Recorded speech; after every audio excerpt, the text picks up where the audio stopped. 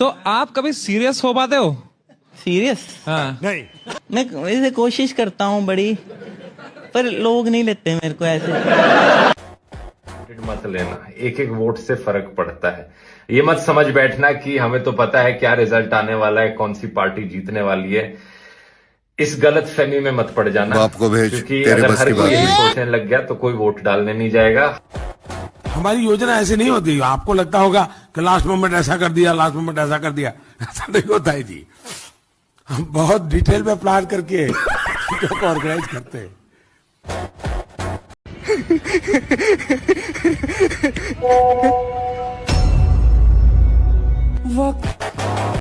आपने कहा हरियाणा, मैं करीब 4-5 दिन लगातार हरियाणा में प्रचार करके आ रही हूँ। ठीक है। मैं आपको एक बात लिखकर दे सकती हूँ, बीजेपी अगर 20 पार कर ले तो इनका अच्छा प्रदर्शन। अभी बता है भाई। वाह क्या सीन है, वाह क्या सीन है।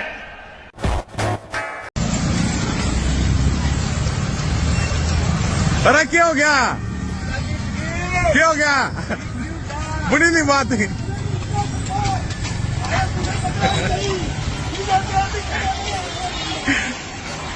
क्या बड़ी मुंड बन गई भाई। Jairam sahab, just wanted to ask you, what is the message? All of them. तो जलेबी पर बड़ी चर्चा है।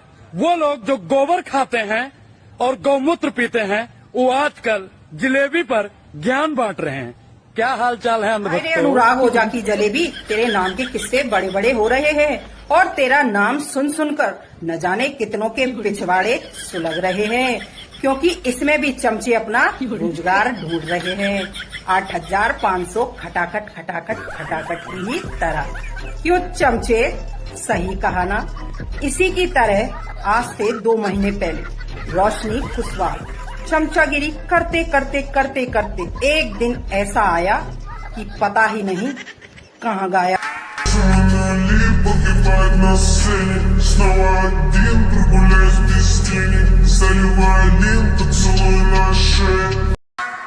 मैं एक जमाने में चुनाव की भविष्यवाणी किया करता था। लोग मेरे से पूछते थे, इसलिए आज भी पूछते हैं, योगेंद्र जी बताओ इस चुनाव में क्या होगा। मैंने कहा जी इस चुनाव में 3 संभावनाएं हैं। पहली संभावना तो ये है कि पूरे हरियाणा में कांग्रेस की हवा चलेगी और उसको बहुमत आएगा। मैंने कहा दूसरी संभावना ये है कि हवा नहीं, कांग्रेस की आंधी चलेगी हरियाणा में। तीसरी संभावना ये है कि सुनामी चलेगी यहाँ पे कांग्रेस की। अभी बता है भाई, अभी बता है।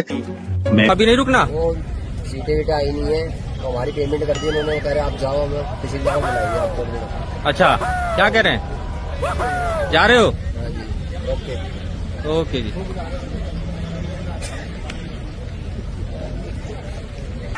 तो आप लोग ये जो ख्वाब बनाते रहते हैं ना, योगेंद्र यादव एंड राजदीप सरदेसाई काइंड्स, जिनको बुला के आप pro incumbency, anti incumbency, obituary of Modi, BJP लिखते रहते हो। राजदीप तो पिछले 23 सालों से ये ओबिचुरी लिख रहा है, लेकिन आज तक प्रधानमंत्री नरेंद्र मोदी जी पहले मुख्यमंत्री और अब प्रधानमंत्री बन गए और 10 साल हो गया है और 3rd मैंडेट में है। तो ऐसा है कि आप लोग पॉलिटिकल पंडितरी छोड़ दीजिए, जमीन पे जाइए, लोग क्या कह रहे हैं वो सुनिए।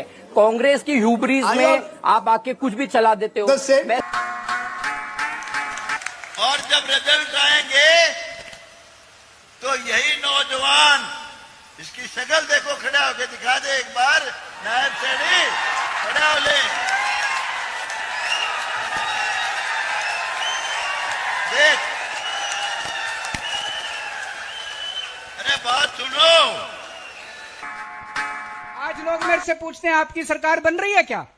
मैं कहता हूं हमारे बिना भी सरकार नहीं बन रही आज हरियाणा के अंदर। जो भी सरकार बनेगी आम आदमी पार्टी के समर्थन से बनेगी।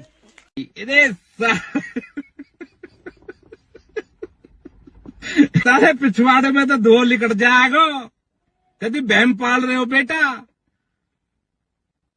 राहुल गांधी और प्रियंका गांधी दोनों को लेकर जानकारी है कि दोनों अभी विदेश में हैं। राहुल गांधी, प्रियंका गांधी फिलहाल विदेश में हैं। प्रियंका अभी कुछ दिन के बाद लौटेंगी, ये सूत्र जानकारी दे रहे हैं।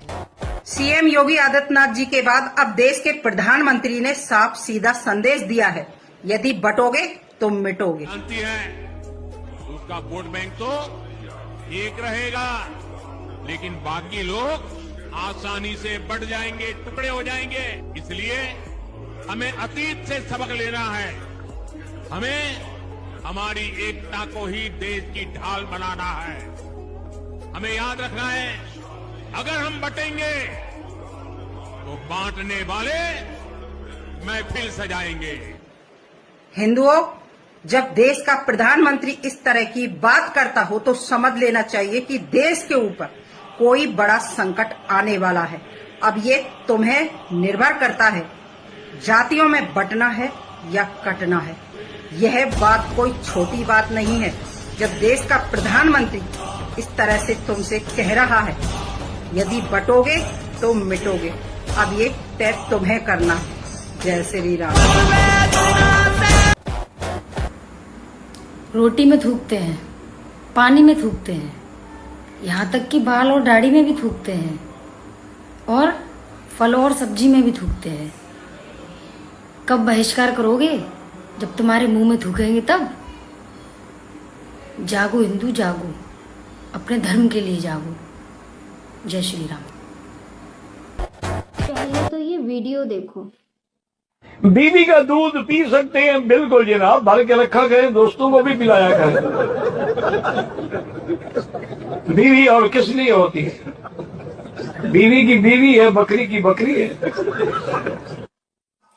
तो मुझे गाली देने वालों, तुम्हारी माँ, तुम्हारी बहन और तुम्हारी बीवियों को बनाओ बकरियां, और जो ये हुजूर बोल रहा है वो सब कराओ। तो मुझे किसी की बकरी बनने का कोई शौक नहीं है। तो इस तरह की जाहिलता भरी बातों के कारण छोड़ा है ये मजहब। इतना गंदा कॉमेंट भी नहीं होता जितना गंदा इस मजहब के रूल्स हैं। वंदे मातरम। रघुराज सिंह स्टेशन है रायबरेली का, उत्तर प्रदेश में। फरहतुल्लाह गौहरी याद है? मैं सबसे पहले मैंने एक रिएक्ट किया था, मेरे ख्याल से अगर मैं डेट याद है तो 27 या 28 अगस्त की बात है। तो हमने ये रिएक्ट किया था कि एक फरहतुल्लाह गौहरी है, हैदराबाद का चिंदी चोर चुरकट हुआ करता था, भटुआ मारता था और पेन बेचा करता था। ये पाकिस्तान गया, आईएसआई ने उसको शरण दी। अब ट्रेन जिहाद की मैं बात कर रहा हूं। कल फिर से क्या मिला है? ट्रेन के ऊपर पूरा का पूरा एक इतना बड़ा गुबार करके ऐसा बीच में लगा दिया गया है, इसलिए जिससे पूरी की पूरी ट्रेन डिरेल हो जाए। अब ये क्यों हो रहा है? अभी नवरात्रि का समय है, त्योहार का समय। इसने चेतावनी दी थी, जो डाक वेब पे सबसे पहले आया था। मैंने 27 तारीख को, जो अक्टूबर में ये अगस्त में मैंने एक वीडियो किया था। उसके बाद फिर वो थोड़ा सा लोगों ने न्यूज में आई, लेकिन सब भूल गए। लेकिन अब ये बात ये कहता है कि ट्रेन जिहाद करो, मतलब ट्रेन को पटरी से उतारने का पूरा प्रयास करिए। बात यहां पर ये आती, क्यों कर रहे होगे? हमें वो तो सतर्कता थी कि यहां पर रायबरेली में सतर्कता के कारण, वहां पर लोको पायलट की सतर्कता के कारण वरना एक हादसा होता। तो इसलिए सीधी सी बात है, हम सबको मिलकर ना बहुत सतर्क रहना पड़ेगा। अगर आप आसपास रहते हैं, आप कोई भी ऐसी चीज देखते हैं, तो आप अथॉरिटीज को बताइए, क्योंकि एक हादसे का मतलब है बहुत सारी जाने जा सकती है। तो सतर्क रहिए ट्रेन जिहाद से। जय हिंद, वंदे मातरम, इंकलाब जिंदाबाद, भारत माता की जय। बनारस के सैफरॉन राजेश सिंह पर हमले के मामले में 4 दिन बाद रोशनी जायसवाल के पति कुशल जायसवाल की जमानत अर्जी को कोर्ट ने खारिज कर दिया है। जमानत अर्जी खारिज करते समय कोर्ट ने बहुत भयंकर टिप्पणी की। कोर्ट ने कहा कि आप इस तरह टोला लेकर किसी के घर जाकर उसे जान से मारने की कोशिश कर रहे हैं और उसकी पत्नी के गले में से चेन छीन रहे हैं। ये तो खतरनाक अपराध है और उन्हें हाई कोर्ट जाने को कहा। अब सुनने में आ रहा है कि हाई कोर्ट ने भी 3 महीने बाद की तारीख दी है। तो वहीं आज कोर्ट ने रोशनी जायसवाल के खिलाफ गैर जमानती वारंट जारी कर दिया है और उन्होंने कहा है कि यदि वह कोर्ट में पेश नहीं होती तो उनकी समस्त संपत्ति कुर्क कर ली जाएगी। बस उसी दिन से रोशनी जायसवाल फरार है और पति जेल में है। जीना साहब, आप में ऐसी कौन सी खूबी थी जो मेरे अंदर नहीं है? आपने मुस्लिम करके पूरे देश को तोड़ दिया और हम जाति करके हिंदू को भी नहीं तोड़ पा रहे। राहुल जी, आपकी कड़ी मेहनत के फल स्वरूप हम लोग हरियाणा में फिर से हार गए हैं। जलेबी बाई ने जलेबी भेजा है, फैक्ट्री वाला, खाइए। हार गए हैं? कौन सा नया काम हुआ है? हम जीतते कब है? चाहे कुछ भी हो जाए, हम पूरे भारत से क्यों ना हार जाए, हमारी पार्टी क्यों ना डूब जाए, लेकिन हम जाति खोजने नहीं छोड़ेंगे। हम जाति खोज के रहेंगे, सबका जाति खोजेंगे। जाति खोज के रहेंगे। खुद का जाति पता नहीं है, चले हैं दूसरों का जाति खोजने। मारो तो खोपड़ी तो साले का मार।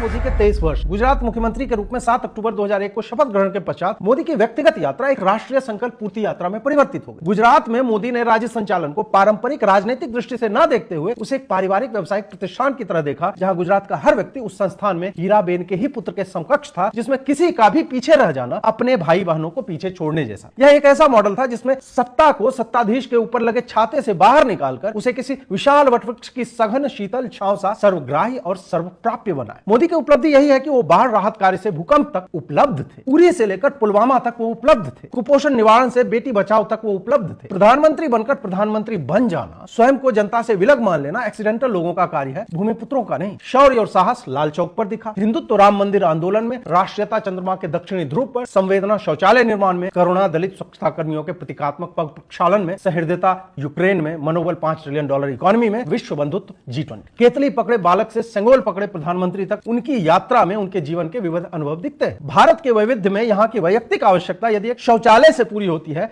तो राष्ट्रीय आवश्यकता चंद्रयान और सेमीकंडक्टर की फैक्ट्री से। यहाँ जिस बिटिया को कल तक सैनिटरी पैड स्कूल जाने से रोक रहा था, वह तेजस उड़ाने के स्वप्न देख रही है। भारत के असंभव दिखने वाले स्वप्नों को यथार्थ बनाने वाले प्रधानमंत्री को एक और सफल राजनीतिक वर्ष के लिए राष्ट्र की शुभ। शाहीन बाग के रहने वाले हैं, यहाँ पे ज्यादातर संख्या जो है यहाँ पे बांग्लादेश से आए हुए हैं, इनका क्या कहना चाहेंगे? बांग्लादेश से नहीं है, सब पश्चिम बंगाल से लोग हैं। बंगाल मतलब अगर कोई बंगाली बोलता है इसका मतलब ये थोड़ी कि बांग्लादेश से ही होगा। तो क्या बात है? आइए इन लोगों से बात करते हैं। आप कहाँ के रहने? बांग्लादेश से हैं आप लोग। कहाँ से आए? कौन से देश से आए? बांग्लादेश से। कैसे आए? हिंदी कम पूछी था। मतलब इंग्लिश आती है? कैसे आए आप? माल्टा एम्बेसी।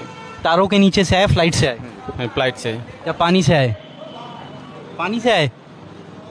बूझी नहीं तो हिंदी नहीं आती? हिंदी नहीं। कितने दिन हो गए हिंदुस्तान में? 8। भैया आप कहाँ से आए हैं? बांग्लादेश से। कितने दिन हो गए हिंदुस्तान में? एक महीने। 1 महीना हो गया। कैसे आए थे हिंदुस्तान? इंडिया एम्बेसी पास करने के लिए। माल्टा एम्बेसी। मतलब आपको यहाँ सरकार, केजरीवाल की सरकार फ्री राशन पानी देती है? फ्री राशन पानी नहीं मिलता।